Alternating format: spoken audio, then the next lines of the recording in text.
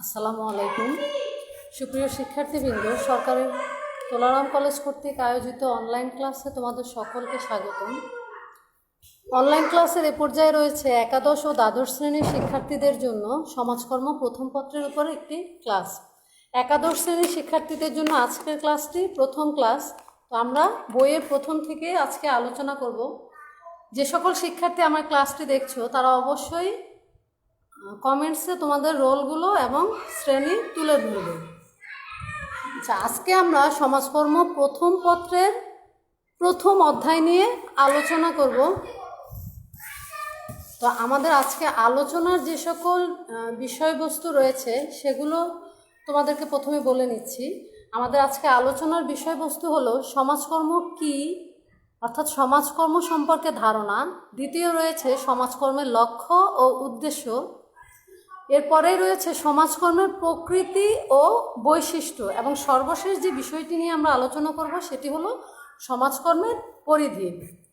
একাদশ শ্রেণীর শিক্ষার্থীদের সাথে সাধারণত আমরা প্রথম ক্লাসটি নিয়ে থাকি। তো আজকের যে সময়, অর্থাৎ করোনাকালীন সময়ে যেহেতু তোমাদের অনলাইনে ক্লাস হচ্ছে, তো সকলের পরিচয় আসলে এখন জানা সম্ভব না। তবে আমি আমার পরিচয়টি দিচ্ছি। আমি নাহিদা আফরোজ, প্রভাষক সমাজকর্ম, সরকারি তোলারাম কলেজ। আর যদি ক্লাস থাকতো তাহলে আমরা সকলেই, অর্থাৎ আমি তোমাদের সবার নামই জেনে নিতাম। তো এখন যেহেতু যারা কমেন্টস করছো তাদের নামগুলো যখন রেগুলার ক্লাস করবে তখন নিশ্চয়ই আমার মুখস্থ হয়ে যাবে। তো দেখো, আজকের আলোচনার যে বিষয়বস্তু ছিল সেটি আবার বলে দিচ্ছি। দেখো, আমাদের আলোচনার বিষয়বস্তুগুলো কি দেখো: সমাজকর্মের ধারণা, সমাজকর্মের লক্ষ্য ও উদ্দেশ্য, সমাজকর্মের প্রকৃতি ও বৈশিষ্ট্য, এবং সর্বশেষ যেটি রয়েছে সেটি হলো সমাজকর্মের পরিধি।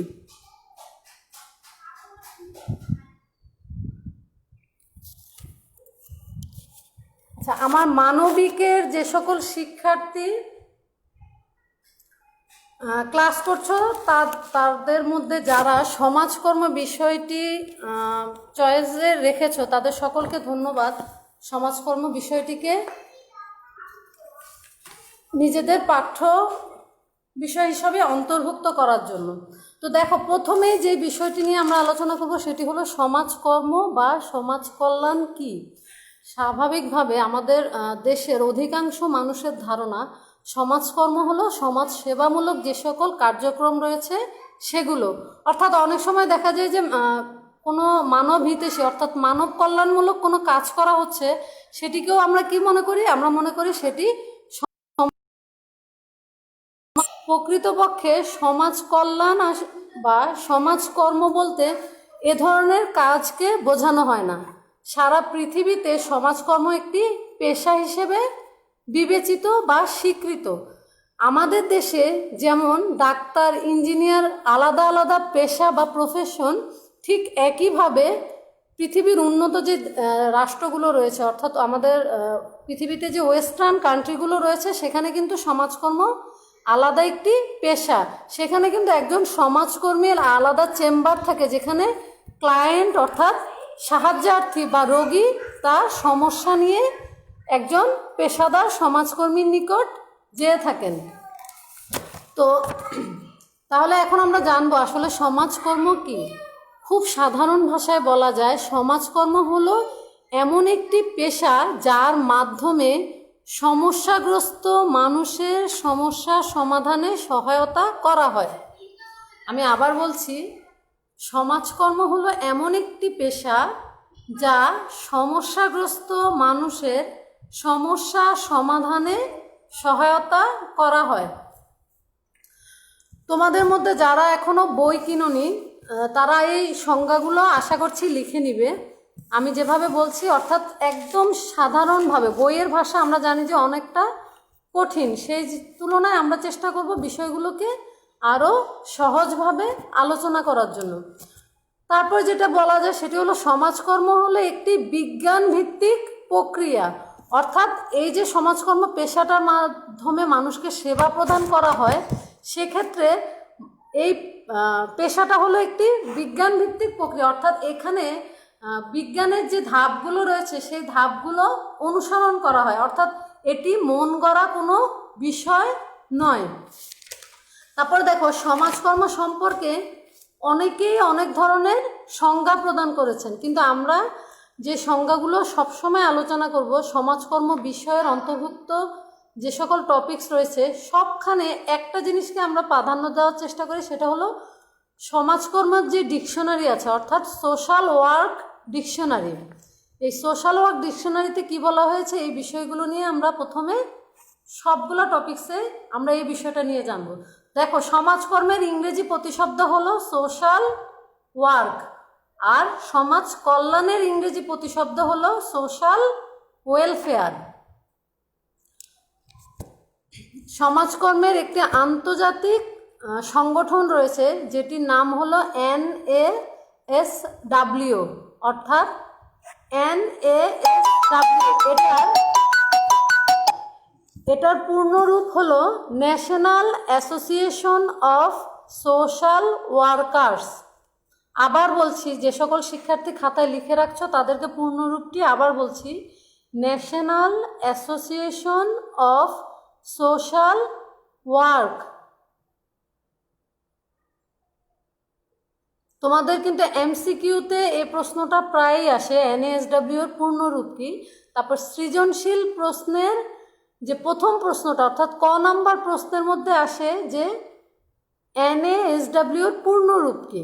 আমি আবার বলছি, NASW এর পূর্ণরূপ হলো national association of social work. দেখো ন্যাশনাল অ্যাসোসিয়েশন অফ সোশ্যাল ওয়ার্কে সমাজকর্ম সম্পর্কে কি বলেছে, এখানে বলা হয়েছে যে social work is a professional activity of helping individual, group and communities to enhance or restore their capacity for social functioning. আচ্ছা, আমার এই ক্লাসটি একাদশ এবং দ্বাদশ উভয় শ্রেণীর শিক্ষার্থীদের জন্য। দ্বাদশ শ্রেণীর শিক্ষার্থী শাহিন মিয়া যেটা বলেছে যে ওরা আবার করবে কিনা, অবশ্যই করবে। তোমাদের তাহলে প্রথম চ্যাপ্টারটি আবার রিভিশন হয়ে যাবে। তাহলে দেখো NASW কি বলেছে যে সমাজকর্ম এমন একটি প্রক্রিয়া যার মাধ্যমে ব্যক্তি, দল এবং সমষ্টির আবার বলছি, সমাজকর্ম হলো এমন একটি পেশাগত প্রক্রিয়া যার মাধ্যমে ব্যক্তি, দল ও সমষ্টির সমস্যা সমাধান করে তাকে পূর্বের অবস্থায় ফিরিয়ে যেতে সাহায্য করে। অর্থাৎ সমস্যাগ্রস্ত ব্যক্তি পূর্বে যে অবস্থায় ছিল, তার যে স্বাভাবিক জীবনযাপন ছিল, সেই স্বাভাবিক জীবনযাপনে ফিরে যেতে সাহায্য করে সমাজকর্ম। অর্থাৎ সহজভাবে বলা যায় সমাজকর্ম হলো এমন একটি পেশাগত প্রক্রিয়া যার মাধ্যমে সমস্যাগ্রস্ত ব্যক্তি, দল ও সমষ্টির সমস্যা সমাধানে সহায়তা করা হয় এবং তাকে পূর্বের অবস্থায় ফিরে যেতে সাহায্য করে। এখন আমরা জানবো যে সমাজকর্মের লক্ষ্য উদ্দেশ্যগুলো আসলে কি কি। দেখো এই সমাজ তখন এটা লক্ষ্য, উদ্দেশ্য, বৈশিষ্ট্য এই সম্পর্কেও আমাদের ধারণা হয়ে যাবে। তো দেখো লক্ষ্য উদ্দেশ্য যখন এখানে কিন্তু প্রথমে আমরা যখন সংজ্ঞাটা দেখেছি সেখানে কি বলছে, প্রথম লক্ষ্যটাই হলো কি মানব কল্যাণ, অর্থাৎ মানুষের সমস্যার সমাধান করে মানুষকে সহায়তা করা। তো সমাজকর্মের লক্ষ্যগুলো সম্পর্কে আবার বলছি, national association of social work ওরা 4টা ধারণা দিছে। এর মধ্যে প্রথমটি বলেছে যে সমস্যার সমাধান, 1 নম্বর যেটা বলছে সেটা হলো সমস্যার সমাধান এবং সমস্যা মোকাবেলা ও উন্নয়নে সহায়তা করে। 2 নম্বরে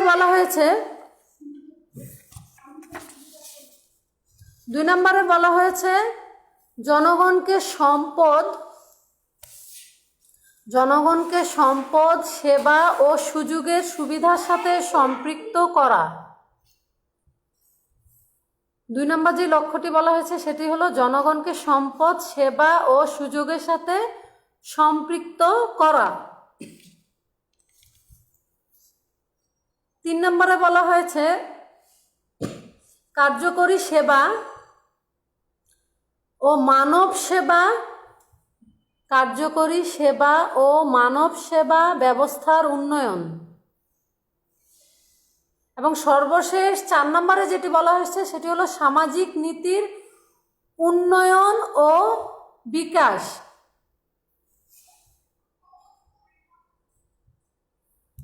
তো বিভিন্ন লেখক যে সংজ্ঞাগুলো দিয়েছে সেগুলো যদি আমরা বিশ্লেষণ করি তাহলে সমাজকর্মের সুনির্দিষ্ট কিছু লক্ষ্য ও উদ্দেশ্য আমরা খুঁজে পাবো।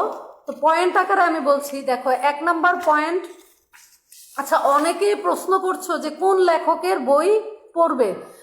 তোমাদের কমেন্টসগুলোর উত্তর একদম ক্লাসের শেষ পর্যায়ে দিব।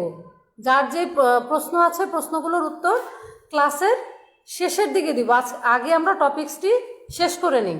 দেখো প্রথম যে লক্ষ্যটি রয়েছে সেটি হলো সামাজিক কুসংস্কার দূরীকরণ। সামাজিক কুসংস্কার দূরীকরণ। 2 নম্বরটি হলো প্রয়োজনীয় সম্পদের ব্যবস্থা। প্রয়োজনীয় সম্পদের ব্যবস্থা। 3 নম্বরে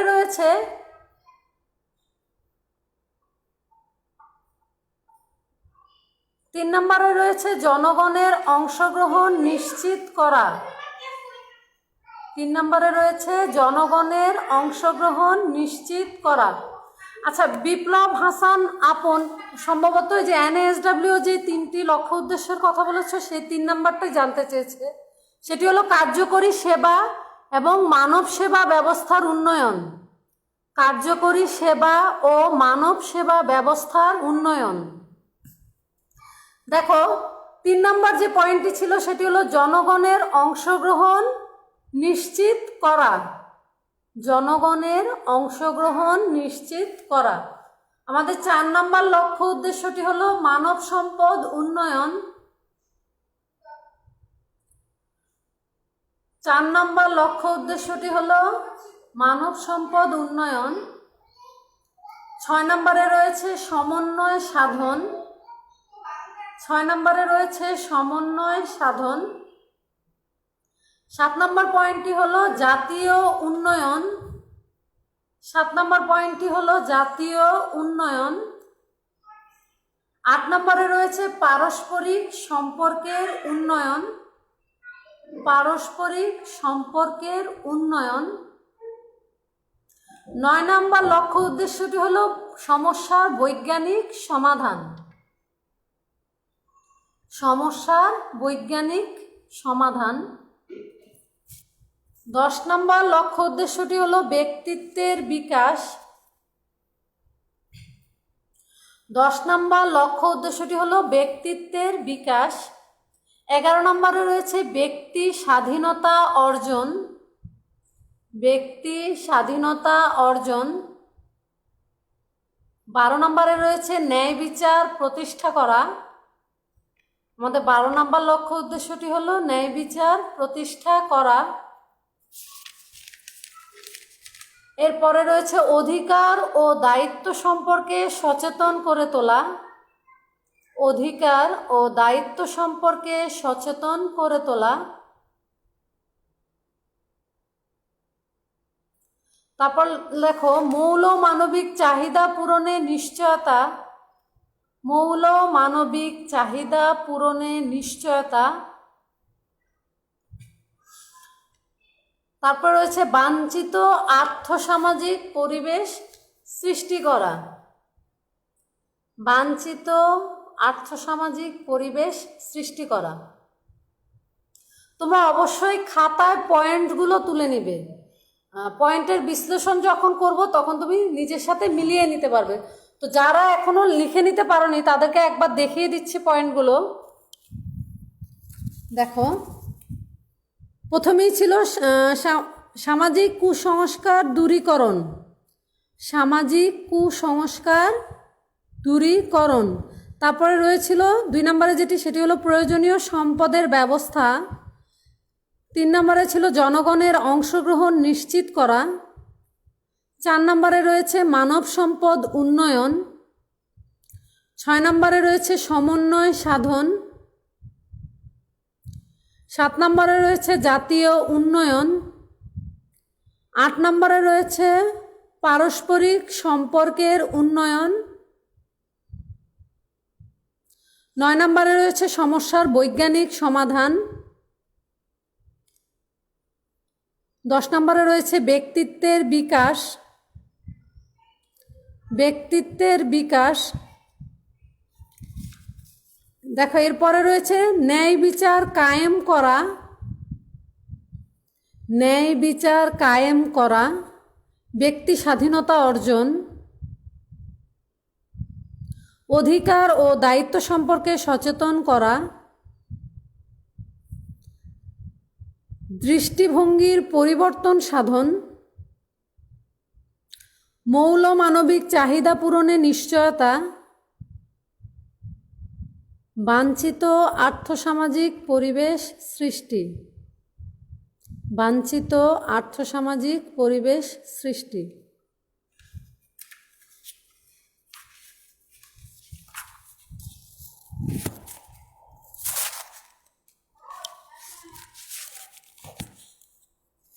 তো এখন আমরা এই পয়েন্টগুলো ব্যাখ্যা করব আসলে এগুলো কিভাবে সমাজকর্মের লক্ষ্য ও উদ্দেশ্য হয়।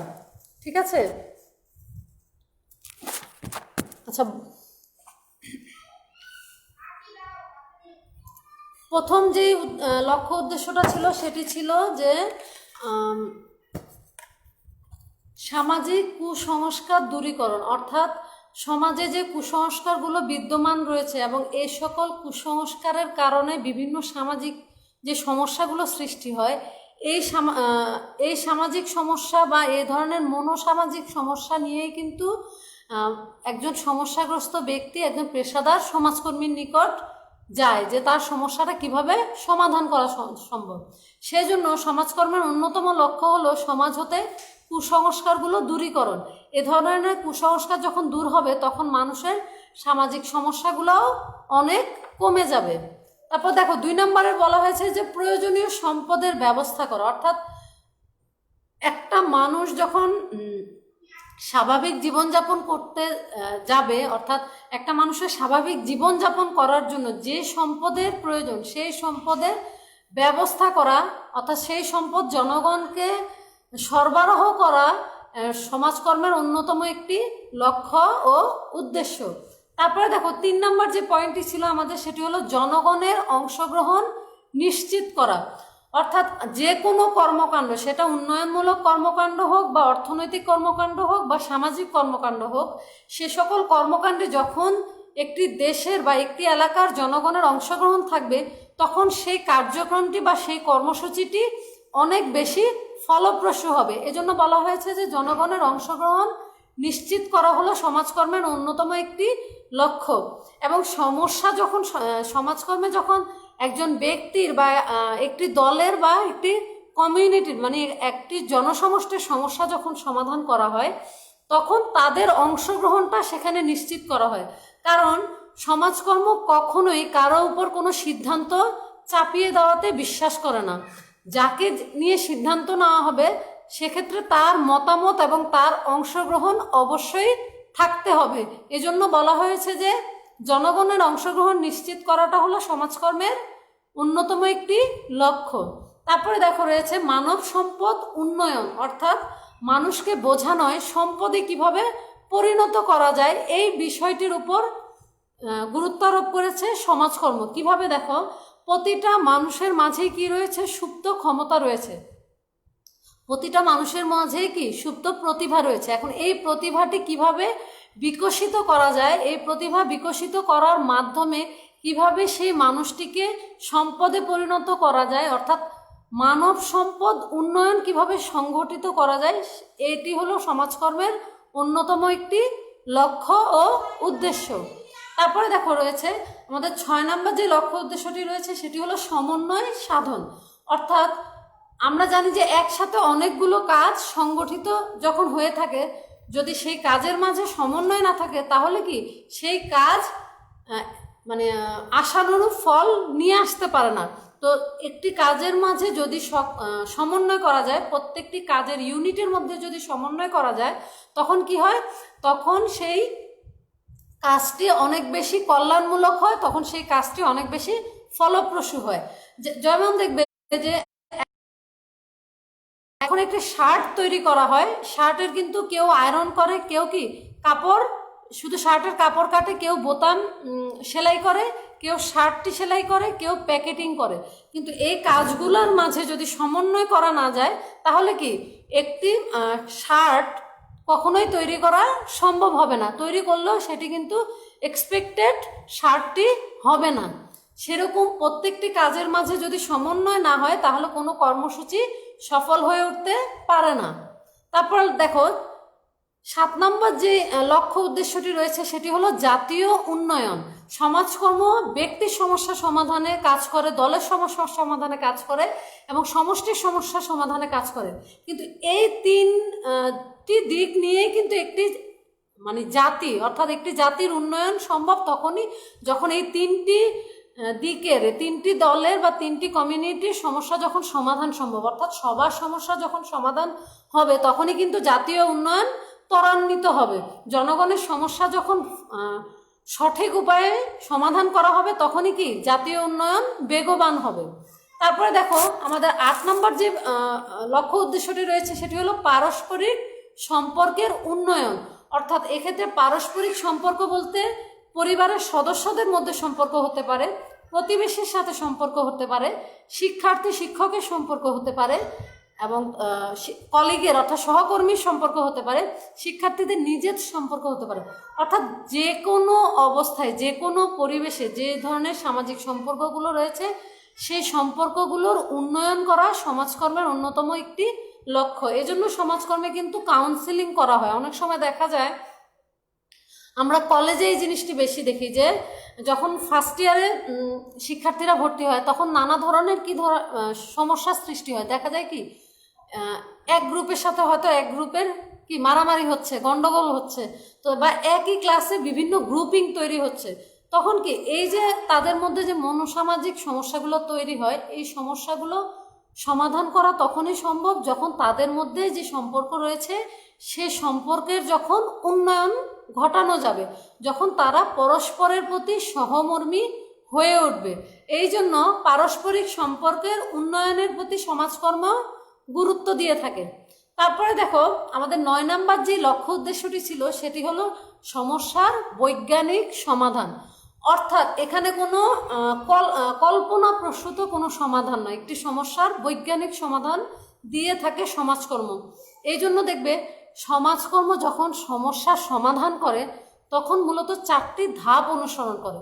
প্রথমে সে স্টাডি করে, একজন সমাজকর্মী প্রথমে স্টাডি করে, তারপরে সে ডায়াগনোসিস করে, এরপরে সে ট্রিটমেন্ট প্ল্যান তৈরি করে, তারপর সে ইভালুয়েশন করে অর্থাৎ মূল্যায়ন করে যে সমস্যাটি আসলে সমাধান হলো কিনা।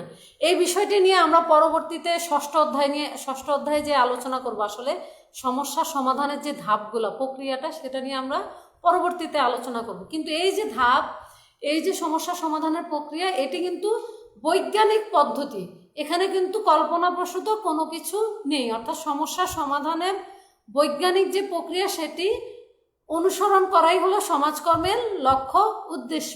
তারপরে দেখো আমাদের 10 নম্বর যে লক্ষ্য উদ্দেশ্যটি ছিল সেটি হলো ব্যক্তিত্বের বিকাশ।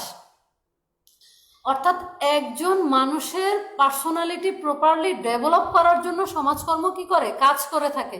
এক্ষেত্রে একটা মানুষ যখন সমস্যাগ্রস্ত হয় সেটা পার্সোনাল সমস্যা হতে পারে বা মনোদৈহিক সমস্যা হতে পারে। যেমন মাদকাসক্ত একটি সমস্যা, এই মাদকাসক্ত সমস্যায় যখন কেউ আক্রান্ত হয় সে কিন্তু তার কি স্বাভাবিক যে ব্যক্তিত্ব রয়েছে সেটি বিকশিত করতে পারে না।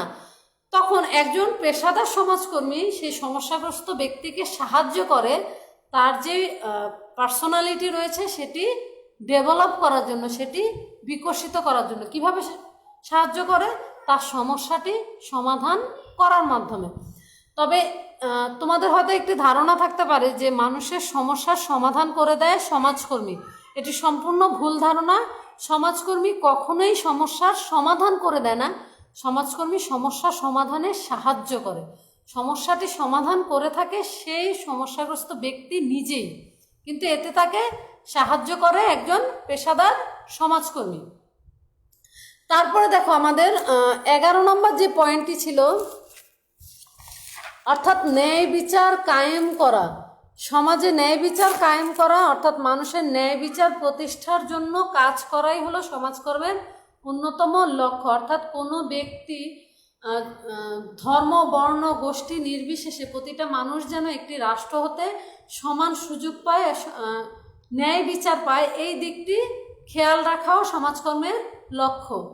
তারপর দেখো আমাদের 12 নম্বর যে পয়েন্টটি ছিল সেটি হলো ব্যক্তি স্বাধীনতা অর্জন। অর্থাৎ সমাজকর্ম বিশ্বাস করে প্রতিটা মানুষেরই সমস্যা সমাধান করার ক্ষমতা রয়েছে। এক্ষেত্রে সমাজকর্ম কারো উপর কোনো সিদ্ধান্ত চাপিয়ে দেয় না এবং এক্ষেত্রে সমস্যাগ্রস্ত ব্যক্তির পূর্ণ স্বাধীনতা থাকে সমস্যা সমাধানে কোন প্রক্রিয়াটি সে গ্রহণ করবে। এজন্য বলা হয় যে ব্যক্তি স্বাধীনতা অর্জন করা সমাজকর্মের একটি লক্ষ্য। তারপরে রয়েছে অধিকার ও দায়িত্ব সম্পর্কে সচেতন করে তোলা। অর্থাৎ একজন নাগরিক হিসেবে, একজন মানুষ হিসেবে একটি রাষ্ট্রের প্রতি বা সমাজের প্রতি, সেই জনসমষ্টির প্রতি একটা মানুষের কী ধরনের দায়িত্ব রয়েছে এই সম্পর্কে কিন্তু সমাজকর্মী সচেতন করে তোলে। ঠিক একইভাবে রাষ্ট্র হতে সে কি কি অধিকার ভোগ করবে সেগুলোও কিন্তু সমাজকর্মী জনগণকে কি করে, সেগুলো সম্পর্কে জনগণকে সচেতন করে তোলে। তারপরে দেখো আমাদের 14 নম্বর যে পয়েন্টটি ছিল সেটি হলো দৃষ্টিভঙ্গির পরিবর্তন সাধন। অর্থাৎ আমাদের দৃষ্টিভঙ্গি অনেক সময় কি হয়, সংকীর্ণ হয়ে থাকে, যে আমরা হয়তো একটা জিনিস নিজের পার্সপেক্টিভে চিন্তা করি যে ও ভুল আমি ঠিক, কিন্তু একটা কথা মনে রাখবে, পৃথিবীর প্রতিটা মানুষই তার নিজ জায়গা থেকে সঠিক। সেক্ষেত্রে সে যদি বাস্তবিকই ভুল হয় তখন তার কী করতে হবে, তার দৃষ্টিভঙ্গিতে পরিবর্তন আনতে হবে। তার যে নেতিবাচক দৃষ্টিভঙ্গি রয়েছে সে নেতিবাচক দৃষ্টিভঙ্গির পরিবর্তন এনে তাকে ইতিবাচক দৃষ্টিভঙ্গির অধিকারী করে তুলতে সাহায্য করে একজন পেশাদার সমাজকর্মী। আর এই দৃষ্টিভঙ্গির পরিবর্তন সাধন করাই হলো সমাজকর্মের লক্ষ্য ও উদ্দেশ্য। তারপরে 15 নম্বরে যে লক্ষ্য উদ্দেশ্যটি রয়েছে সেটি হলো মৌল মানবিক চাহিদা পূরণের নিশ্চয়তা। অর্থাৎ একটি মানুষ বেঁচে থাকার জন্য যে চাহিদাগুলো প্রয়োজন, অর্থাৎ মৌল মানবিক চাহিদা এক এক সমাজে কিন্তু এক এক রকম। যেমন আমাদের সমাজে 6টি 7টি বলা হয় যে মৌল মানবিক চাহিদা, অর্থাৎ খাদ্য, বস্ত্র, বাসস্থান, শিক্ষা, চিকিৎসা এবং চিত্ত বিনোদন। তো এই যে চাহিদাগুলো, এই চাহিদাগুলো একটি রাষ্ট্র হতে জনগণ যাতে ভোগ করতে পারে সেটি নিশ্চিত করাই হলো একজন সমাজকর্মীর লক্ষ্য ও উদ্দেশ্য। সর্বশেষ যে পয়েন্টটি রয়েছে সেটি হলো বাঞ্ছিত আর্থসামাজিক পরিবেশ সৃষ্টি। বাঞ্ছিত কথাটি অনেকের কাছে নতুন হতে পারে, বাঞ্ছিত না বলে আমরা বলতে পারি কাঙ্ক্ষিত আর্থসামাজিক পরিবেশ সৃষ্টি। অর্থাৎ আমি যেই ধরনের আর্থসামাজিক পরিবেশ চাই, যেমন আজকে ফেসবুকে দেখবে তোমরা অনেকেই যে অনেকের প্রোফাইলই ব্ল্যাক। কেন? বলা হয়েছে যে সমাজে যে নারী নির্যাতন রয়েছে এর প্রতিবাদ স্বরূপ অনেকেই তার প্রোফাইল পিকচার ব্ল্যাক করে রাখছে। তো অর্থাৎ আমাদের যে বাঞ্ছিত, আমাদের যে কাঙ্ক্ষিত যে সামাজিক পরিবেশ সেটি আমাদের সমাজে নেই। তো এই জন্য কি এমন একটি কাঙ্ক্ষিত পরিবেশ সৃষ্টি করতে হবে যাতে সমাজের মানুষ সুষ্ঠুভাবে, সুস্থভাবে চলাফেরা করতে পারে, বেঁচে থাকতে পারে, এমন একটি পরিবেশ সৃষ্টি করাই হলো সমাজকর্মের লক্ষ্য। দেখো আমরা সমাজকর্মের লক্ষ্য উদ্দেশ্য নিয়ে প্রায় 16টি পয়েন্ট নিয়ে আলোচনা করলাম। তোমরা যদি পয়েন্টগুলো নিজেরা মুখস্থ করতে পারো, আশা করছি ভিতরের বিষয়গুলো নিজেদের মতো করে লিখতে পারবে। তবে অবশ্যই আমের জায়গায় কাঁঠাল না, ঠিক আছে? মানে ব্যাপারটা হলো তোমাকে অবশ্যই সামঞ্জস্য রেখে নিজের মতো করে লিখতে হবে। এমন না যে পয়েন্ট লিখলা ন্যায় বিচার কায়েম করা আর সেখানে অন্য বিষয় নিয়ে অর্থাৎ মৌলমানবিক চাহিদা সম্পর্কে লিখে রাখছো, তাহলে কিন্তু হবে না। অর্থাৎ তোমাকে বিষয়টা নিয়ে নিজের মতো করে বুঝতে হবে আসলে বিষয়টা কি। এজন্য আমি সবসময় বলি যে পয়েন্টগুলো মুখস্থ করে ফেলবে, কিন্তু ভেতরের বিষয়গুলো চেষ্টা করবে বোঝার জন্য এবং বুঝে নিজের মতো করে লিখবে। দেখো, এর পরে যে টপিকসটি নিয়ে আমরা আলোচনা করব সেটি হলো সমাজকর্মের প্রকৃতি ও বৈশিষ্ট্য। আমাদের হাতে সময় খুব কম, অর্থাৎ মাত্র 6 মিনিট আছে। এখানে বৈশিষ্ট্যগুলো আমরা পয়েন্ট আকারে এখন আলোচনা করে ফেলি যে আসলে বৈশিষ্ট্যগুলো কি। তো যারা লিখছো তারা অবশ্যই পয়েন্টগুলো লিখে নিবে খাতায়। প্রথম যে বৈশিষ্ট্যটি সেটি হলো বৈজ্ঞানিক দৃষ্টিভঙ্গি। প্রথম বৈশিষ্ট্যটি হলো বৈজ্ঞানিক দৃষ্টিভঙ্গি। 2 নম্বর বৈশিষ্ট্যটি হলো সংগঠিত সাহায্যদান পদ্ধতি। 2 নম্বর বৈশিষ্ট্যটি হলো সংগঠিত সাহায্যদান পদ্ধতি। 3 নম্বর বৈশিষ্ট্যটি হলো সক্ষমকারী প্রক্রিয়া। 3 নম্বর বৈশিষ্ট্যটি হলো সক্ষমকারী প্রক্রিয়া। 4 নম্বরে রয়েছে সর্বজনীন কল্যাণ। সর্বজনীন কল্যাণ। 5 নম্বরে রয়েছে সামগ্রিক দৃষ্টিভঙ্গি। সামগ্রিক দৃষ্টিভঙ্গি।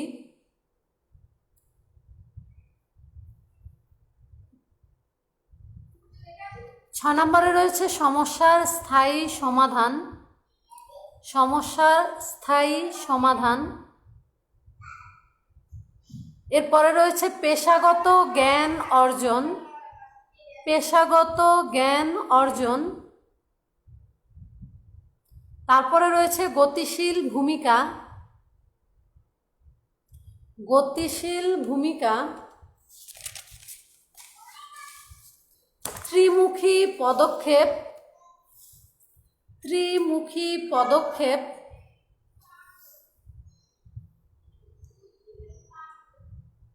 এরপর রয়েছে সমস্যাগ্রস্তদের অংশগ্রহণ। সমস্যাগ্রস্তদের অংশগ্রহণ। তারপরের পয়েন্টটি হলো সুপ্ত ক্ষমতার বিকাশ। সুপ্ত ক্ষমতার বিকাশ। সামাজিক পার্থক্য হ্রাস। সামাজিক পার্থক্য হ্রাস। এবং সর্বশেষ যে পয়েন্টটি রয়েছে সেটি হলো সম্পদের যথার্থ ব্যবহার। সম্পদের যথার্থ ব্যবহার। আশা করছি সবাই লিখে নিয়েছো। এখন আমরা পয়েন্টগুলো নিয়ে আলোচনা করি। আর যদি কোনো পয়েন্ট কারো বাদ যায় বলবে, আমি আবার সেটি আলোচনা করব। দেখো, প্রথম যে বৈশিষ্ট্যটি রয়েছে সেটি হলো বৈজ্ঞানিক দৃষ্টিভঙ্গি। আচ্ছা, আগের মতো দেখাচ্ছি, দাঁড়াও। দেখো, পয়েন্টগুলো হলো সমাজকর্মের বৈশিষ্ট্যগুলো। দেখো, প্রথম পয়েন্টটি হলো বৈজ্ঞানিক দৃষ্টিভঙ্গি, সংগঠিত সাহায্যদান পদ্ধতি, সক্ষমকারী প্রক্রিয়া, সক্ষমকারী প্রক্রিয়া, সর্বজনীন কল্যাণ, সামগ্রিক দৃষ্টিভঙ্গি, সামগ্রিক দৃষ্টিভঙ্গি, সমস্যার স্থায়ী সমাধান, পেশাগত জ্ঞান অর্জন, গতিশীল ভূমিকা, ত্রিমুখী পদক্ষেপ,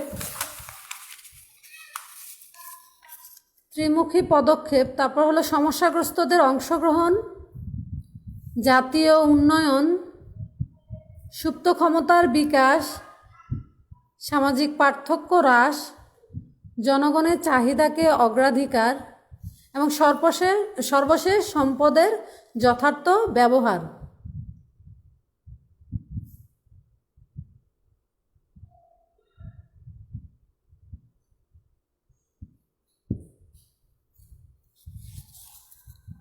আশা করছি লিখে নিয়েছ।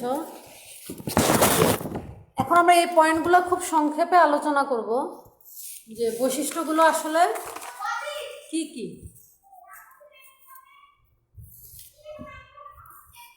প্রথম যে বৈশিষ্ট্য ছিল সেটি হলো বৈজ্ঞানিক দৃষ্টিভঙ্গি, অর্থাৎ সমাজকর্মের অন্যতম একটি বৈশিষ্ট্য হলো বৈজ্ঞানিক দৃষ্টিভঙ্গি।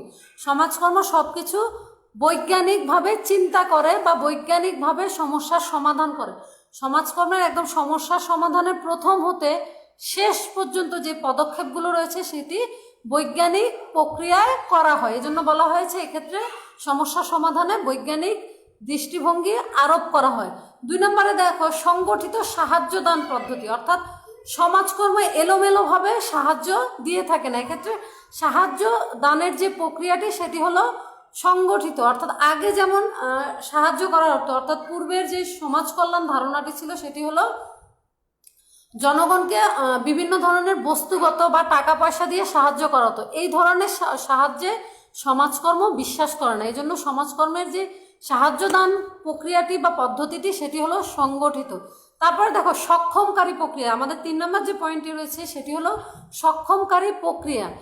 এটি বলতে বোঝানো হয় যে সমস্যাগ্রস্ত ব্যক্তিকে এমনভাবে সক্ষম করে তোলা হয় যাতে সে তার নিজের সমস্যা নিজেই সমাধান করতে পারে। এজন্য বলা হয়েছে সমাজকর্ম হলো একটি সক্ষমকারী প্রক্রিয়া। তারপর দেখো সর্বজনীন কল্যাণ, অর্থাৎ সমাজকর্ম শুধুমাত্র ক্ষুদ্র ক্ষুদ্র কল্যাণে বিশ্বাস করে না। সমাজকর্ম প্রতিটা মানুষের, প্রতিটা দলের, প্রতিটা কমিউনিটির সম্পূর্ণ কল্যাণে বিশ্বাস করে। অর্থাৎ একজন মানুষের শুধু একটি দিকের সমস্যা সমাধান করে বা একটি দিকের কল্যাণে সমাজকর্ম বিশ্বাস করে না, ওই মানুষটির, সমস্যাগ্রস্ত ব্যক্তিটির সকল দিকের কল্যাণে সমাজকর্ম বিশ্বাস করে।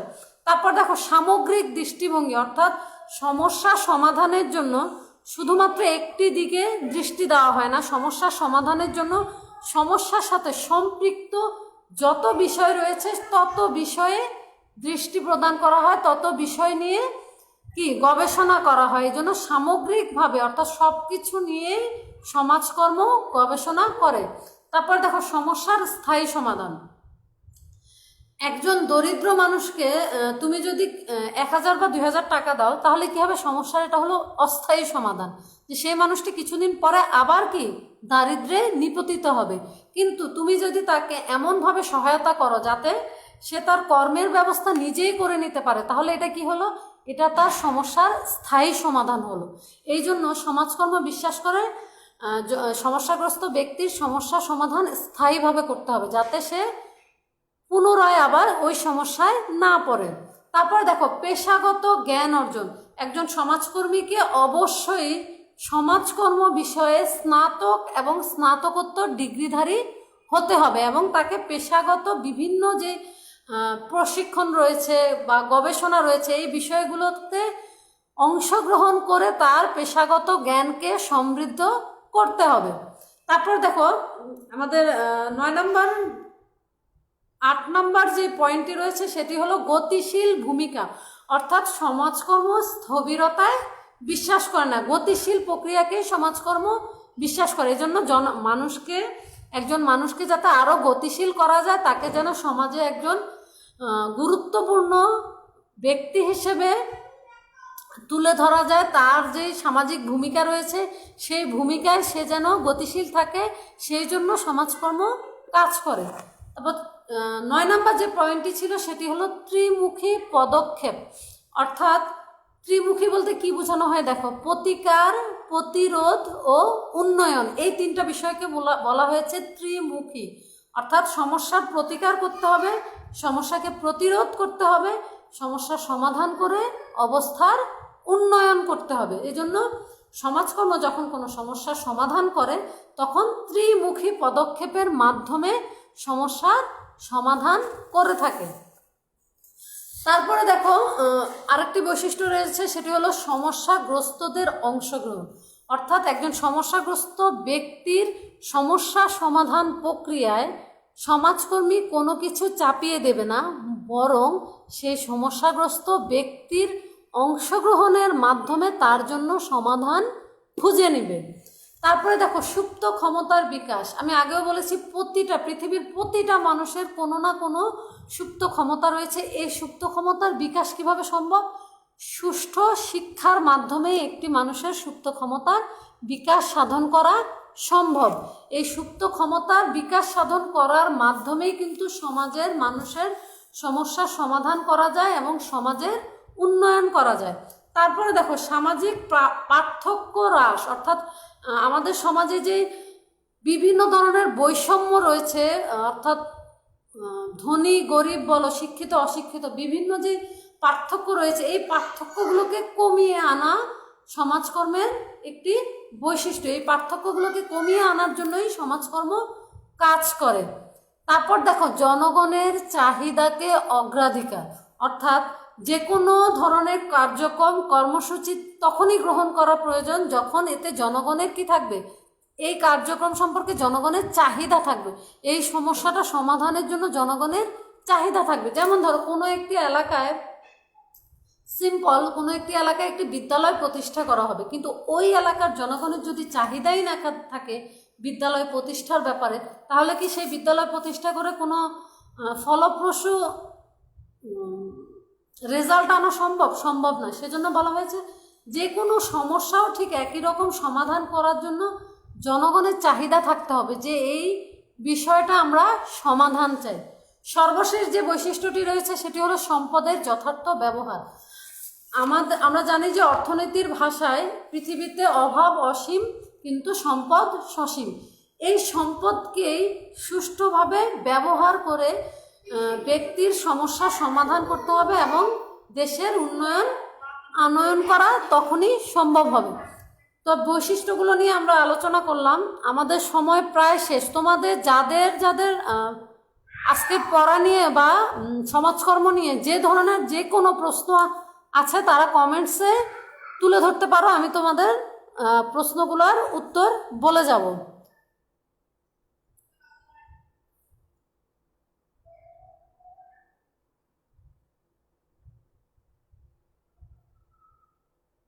আচ্ছা, অনেকেই জিজ্ঞেস করেছো ম্যাম কোন লেখকের বই কিনবো, কোন লেখকের বই কিনবো,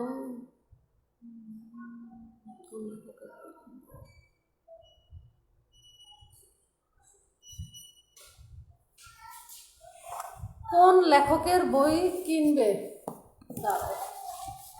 আচ্ছা, সমাজকর্ম সবাইকে বলবো না, তবে যাদের অ্যাবিলিটি আছে তারা চেষ্টা করবে 2 সেট বই কিনতে। এক্ষেত্রে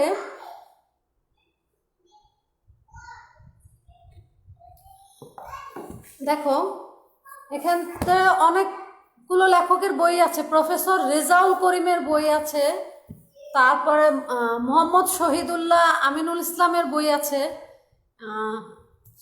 এছাড়া মহিলা কলেজের একজন স্যারের বই আছে, আমি নামটা ভুলে গেছি, তোমাদের নেক্সট ক্লাসে আমি নামটা বলে দিব। তো কিছু বইয়ের আমি তোমাদের দেখিয়ে দেই। ওহো, এটা তো তোমরা দেখতে পাচ্ছ না। আচ্ছা, বইগুলো আমি দেখিয়ে দিচ্ছি। দেখো এই যে দেখো একটা বই আছে, এটা হলো মোহাম্মদ শহীদুল্লাহ ও আমিনুল ইসলাম, অর্থাৎ গ্রন্থকুটির। তারপরে দেখো আরেকটা আছে পুঁথি নিলয়, এটা হলো প্রফেসর রেজাউল করিমের।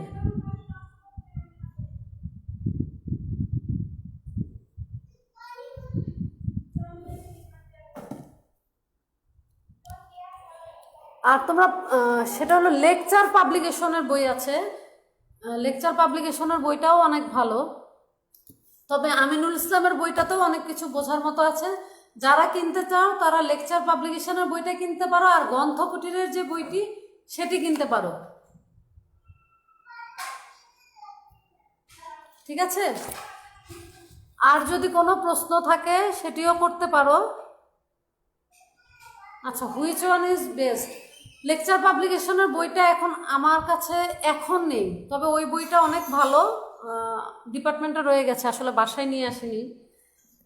সেই বইটাও অনেক ভালো। আবার আমিনুল ইসলামের এই বইটাও ভালো, গ্রন্থকুটিরের বইটাও ভালো।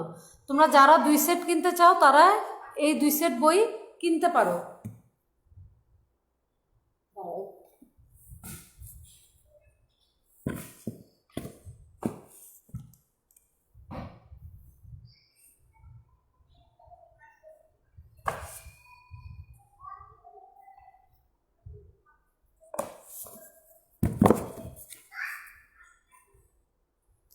আচ্ছা, please suggest us best one.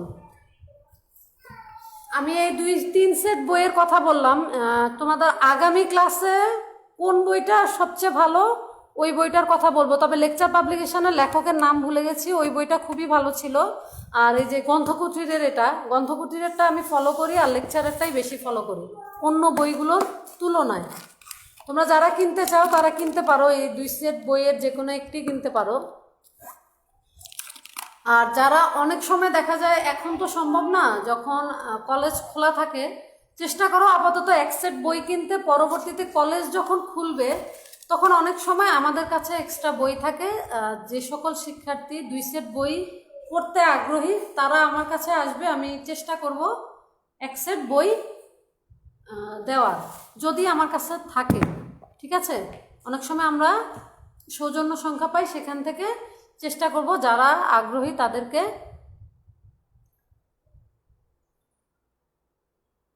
দেওয়ার জন্য। আচ্ছা, বই কিন্তু 2টা, প্রথম পত্র একটা, দ্বিতীয় পত্র একটা। তোমাদের দ্বিতীয় পত্র ক্লাস নেবেন আমারই আরেকজন সহকর্মী আছেন, ফরিদা ম্যাডাম, উনি নেবেন দ্বিতীয় পত্র, অর্থাৎ বুধ এবং বৃহস্পতিবার। দ্বিতীয় পত্র বই সম্পর্কে ম্যাডামকে জিজ্ঞেস করতে পারো। তবে একই 2টা, গ্রন্থকুঠির বা লেকচার, এই 2টাই। প্রথম পত্র যেটা কিনবে, দ্বিতীয় পত্র সেটাই কিনবে। আপাতত 1 সেট বই কিনো, এ সপ্তাহেও কিনতে পারো, আগামী সপ্তাহেও কিনতে পারো। আগামী সপ্তাহে আমি তোমাদেরকে শিওরলি বলে দিব লেকচার পাবলিকেশনের লেখকের নাম কি।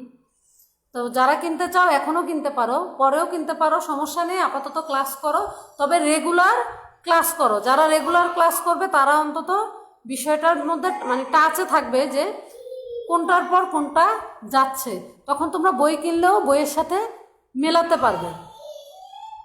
তা আজকের ক্লাস এই পর্যন্তই, আগামী ক্লাস পর্যন্ত সবাই ভালো থাকো। আগামী রবিবার সকাল 10টায় আমাদের সমাজকর্ম প্রথম পত্রের আরেকটি ক্লাস আছে। রবিবারে ইনশাল্লাহ আমি বলে দিব তোমাদেরকে কোন বইটা আসলে বেস্ট হবে। সে পর্যন্ত সবাই ভালো থাকো, সুস্থ থাকো, অবশ্যই স্বাস্থ্যবিধি মেনে চলবে। আসসালামু আলাইকুম, আল্লাহ হাফেজ।